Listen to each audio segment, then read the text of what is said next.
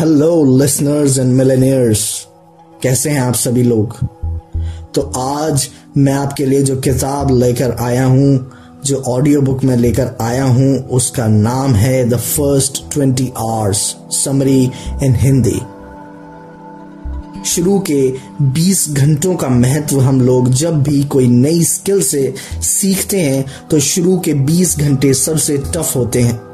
कुछ लोग सोचते हैं कि यह स्किल तो बहुत टफ है और यही सोचकर उसे बीच में छोड़कर चले जाते हैं। जैसे बहुत से लोग जिम ज्वाइन करते हैं लेकिन शुरू में उन्हें ही दर्द होने लगता है और वे जल्दी से जिम जाना छोड़ देते हैं। लेकिन अगर वे किसी तरह शुरू की तकलीफ को झेल लें तो आगे उन्हें कोई नहीं रोक सकता और उन्हें अच्छा भी फील होगा। दोस्तों, ये आप सबने कहीं ना कहीं अपनी लाइफ में रिलेट किया होगा। ऐसा ही स्टडी में भी होता है।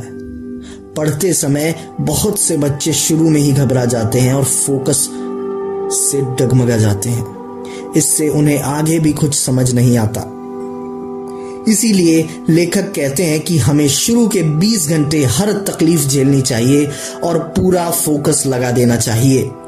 अगर ये 20 घंटे हमने ठीक से काम कर लिया तो आगे बहुत अच्छा हो जाएगा।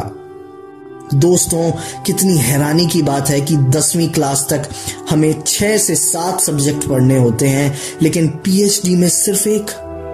जैसे मैथ्स से हम डरते हैं, आगे चलकर हमारी चॉइस होती है कि उसे पढ़ना है या नहीं, लेकिन 10वीं क्लास में मैथ्स की वजह से बहुत से बच्चे फेल हो जाते हैं। आप रिलेट करते होंगे इस बात से दोस्तों। अगर उस समय वे किसी तरह पास हो जाएं तो आगे की लाइफ बहुत आसान हो जाएगी, क्योंकि चाहे आगे वे तो ह्यूमैनिटीज भी ले सकते हैं और मैथ से भी पीछा छुड़ा सकते हैं। इसीलिए हर चीज की शुरुआत ही मुश्किल होती है, बाद में वह बहुत आसान हो जाती है। इसीलिए कहा गया है कि शुरू के 20 घंटे में हमें पूरा एफर्ट लगा देना चाहिए।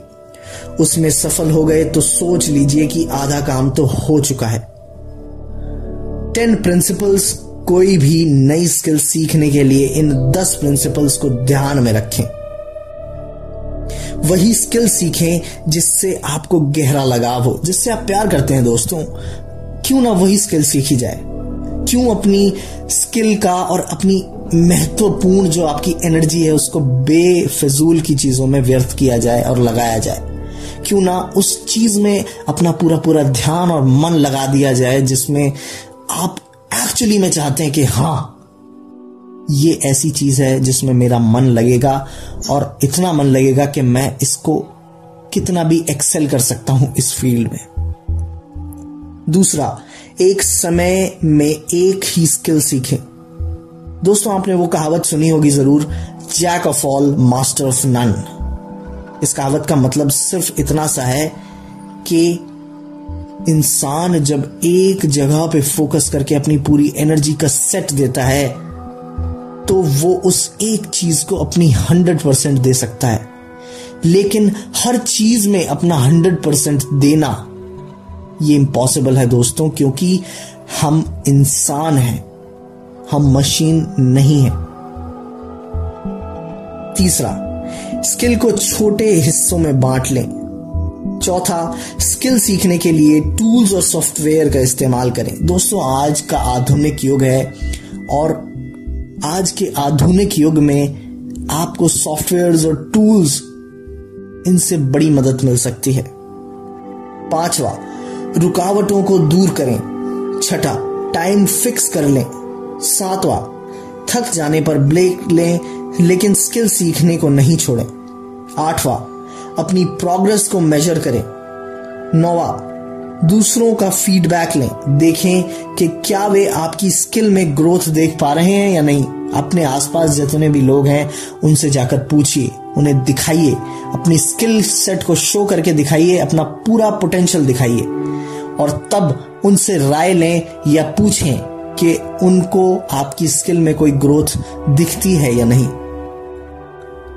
9, दूसरों का फीडबैक लेने से पहले देख लें कि वे एक अच्छे इंसान हैं जो कि उस फील्ड में काफी अच्छे खेले खाए हुए हैं।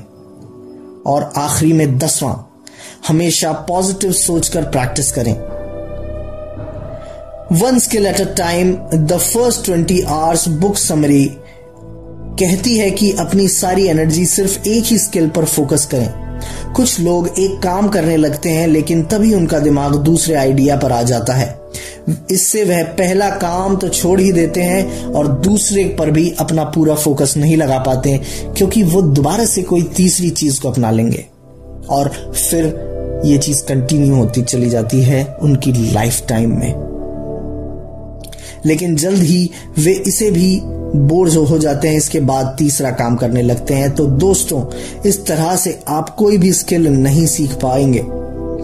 जैसे आप गिटार बजाना सीखना चाहते हैं तो आपको उस पर ही सारी एनर्जी फोकस करनी होगी, ना कि उसी समय ड्रम भी सीखने लगें या हारमोनियम सीखने लगें। पहले गिटार में अपनी मास्टरी करें, उसके बाद किसी और चीज को छुएं भी। Choose your skill level. कोई भी स्किल सीखने से पहले यह डिसाइड कर लें कि आप उसमें कितनी महारत हासिल करना चाहते हैं। क्या आप बेसिक लेवल सीखना चाहते हैं या मध्यम या अथवा प्रो लेवल के मास्टर होना चाहते हैं। इससे आपका ब्रेन खुद को अपनी पावर के हिसाब से ढाल लेगा। छोटे स्टेप्स लेना सीखें। दोस्तों, कोई भी स्किल आपको एकदम से नहीं आ जाती।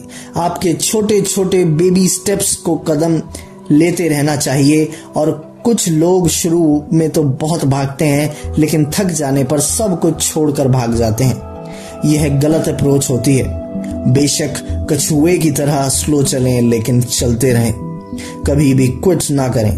अगर आप स्विमिंग सीखना चाहते हैं तो उसे छोटे छोटे स्टेप्स में सीखें। जैसे पहले दिन सिर्फ पानी में जाएं और उसे महसूस करें, फिर पानी के अंदर सांस लेना और छोड़ना सीखें। अगर अगले चरणों में हाथ चलाना, पैर चलाना, फ्लोट करना आदि सीखें और अंत में सबका तालमेल बिठाकर तैरना शुरू करें। इस तरह कोई भी मुश्किल काम आप उसे छोटे छोटे स्टेप्स में बांटकर आसानी से कर सकते हैं। टूल्स की मदद लें। नए टूल्स आ चुके हैं दोस्तों। आपको जो भी चीज करनी है उसके लिए इंटरनेट पर बतेरे टूल्स हैं, चाहिए तो ढूंढ सकते हैं। जैसे कि अगर ब्लॉगिंग सीखनी है तो YouTube से सीख सकते हैं। गिटार, स्विमिंग आदि के लिए तरह तरह के ऐप्स मौजूद हैं। अब आपको किसी से भी कुछ पूछने की जरूरत नहीं रह गई है। डिस्ट्रैक्शन से दूर रहें। जब भी आप स्किल सीख रहे हो तो कोई डिस्ट्रैक्शन नहीं होनी चाहिए। आज के जमाने में सेल फोन सबसे बड़ी डिस्ट्रैक्शन है। जब देखो सोशल मीडिया और व्हाट्सएप पर नोटिफिकेशंस आती रहती हैं और लोग बार बार उसे चेक करने लगते हैं। इससे कंसंट्रेशन खराब होती है और फोकस बिगड़ता है। इसके लिए फोन को दूर कमरे में रख कर आएं या म्यूट कर दें। ऐसे ही शोर शराबे वाली जगह पर ना बैठें, बल्कि किसी शांत जगह पर ही अपना काम करें। खुद को पर्याप्त टाइम दें। कुछ स्किल्स हम जल्दी सीख जाते हैं और कुछ को सीखने में थोड़ा सा टाइम लगता है। बेशक अगर आप खुद को स्किल जल्दी नहीं सीख पा रहे हैं तो खुद को कोसे नहीं। अपने आप को डराने, धमकाने या कोसने की या डीमोटिवेट करने की क्या जरूरत है दोस्तों। इससे आप अपने खुद को ही सेल्फ डाउट कर रहे हैं और सेल्फ डाउट से बड़ा जहर कोई नहीं है दोस्तों। फ्रेंड्स, कुछ चीजों के लिए हम स्लो लर्नर होते हैं। उस समय आप खुद को स्लो कर लें और खुद से कहें, यह चीज मैं धीरे धीरे ही सीखूंगा। लेकिन कोई बात नहीं है, वैसे भी जल्दी किस बात की है। खुद को पर्याप्त वक्त दें। खुद को ओवर क्रिटिसाइज ना करें। अगर चीज महीने में गिटार नहीं सीख पा रहे हैं तो 1 साल तक लगे रहें।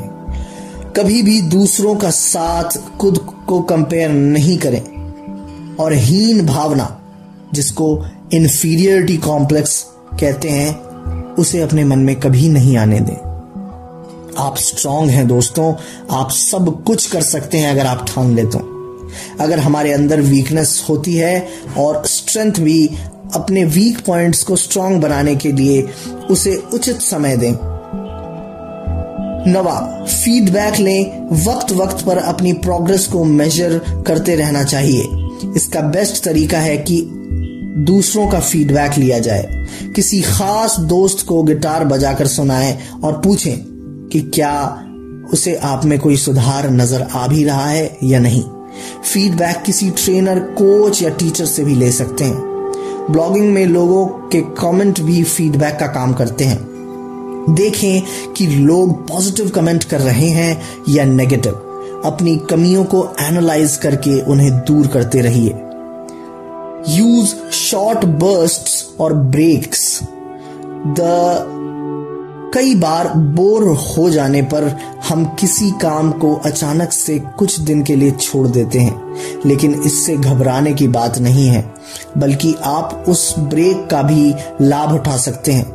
कुछ दिन या महीने ब्रेक लेने के बाद जब आप दोबारा उस काम को करते हैं तो आप उसे दुगने जोश और ताजगी से करते हैं, क्योंकि अब तक आपका दिमाग फिर से ताजा हो चुका होता है।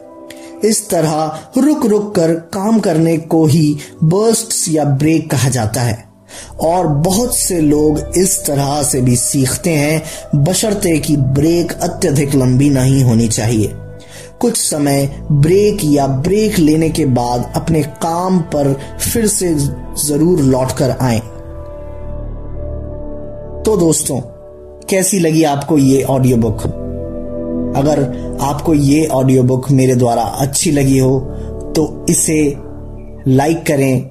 अगर चैनल पे नए हो तो सब्सक्राइब करें और नोटिफिकेशन बेल को दबाना ना भूलें। इसी के साथ मैं विदा लेना चाहूंगा और मिलूंगा जल्द ही आपसे एक नई ऑडियो बुक में।